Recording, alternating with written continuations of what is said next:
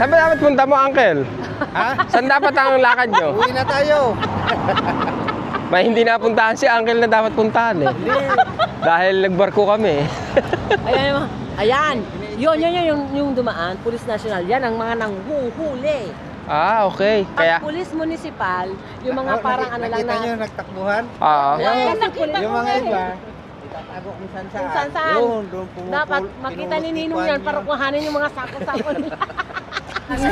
Ayun, balik na uli sila.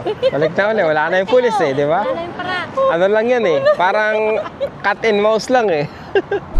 Oo, yan. Oh. Yan, nagbas naman kami ngayon mga Andre, no? Oh. Mas okay to kasi sa tapat ng bahay dadaan to. Hindi. Hindi, sa street pala, sa street ng bahay. Oh. Hindi pala sa tapat ng bahay.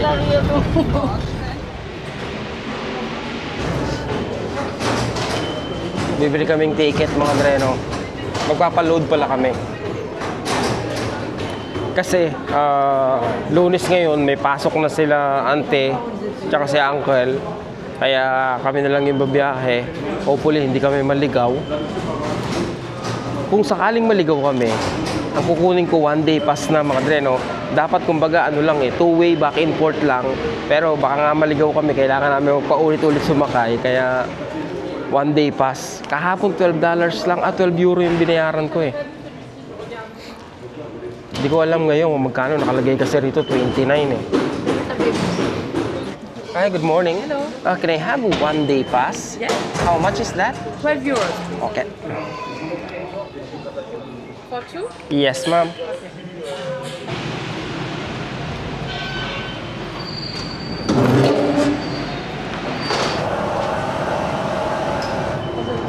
Parehas lang eh. Parehas lang.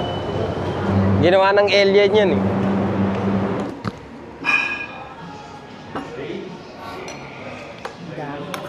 Dapat tinikman mo muna pala yung soup.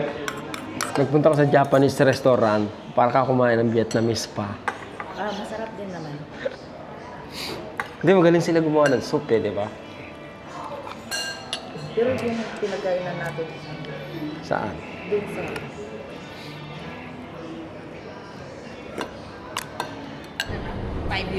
Ayan? Ba? Oo nga, no? Kumusta yung pagkain? Masog ka ba? Yeah. Kala ko bitin. Yan.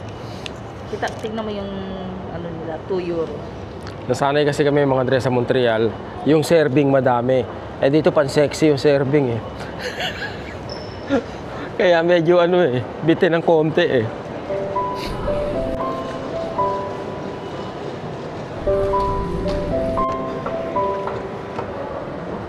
Ito, tingnan natin to, kung anong meron dito.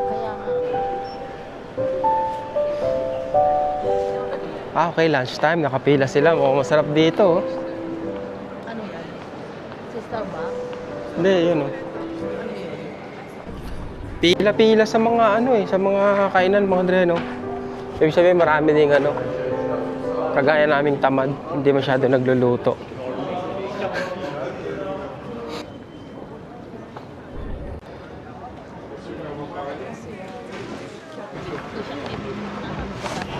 Line 1. Okay, tapos dito tayo bababa sa...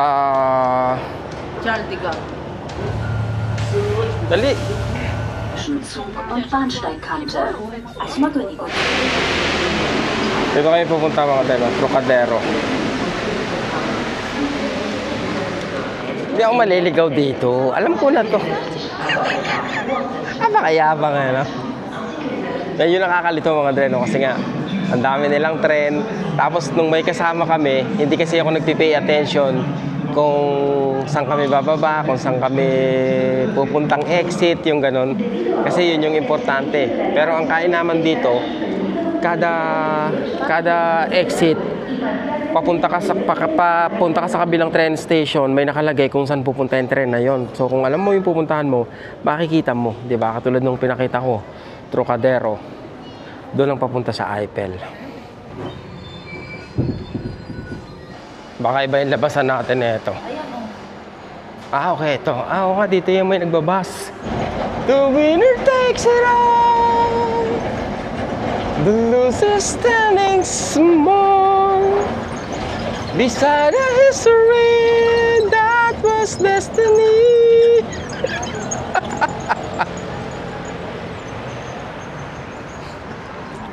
Yon! Nadali rin mga tayo, no? Eiffel sa umaga. Anong oras na, madam? It's 2 o'clock. Yan. tignan mo. Sanggal mo.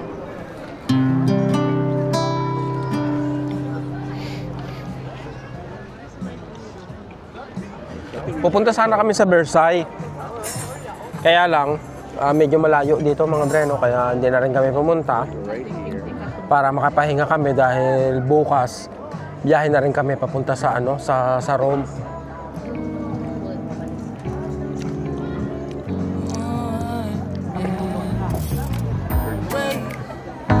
We don't have to start the day yet. I just wanna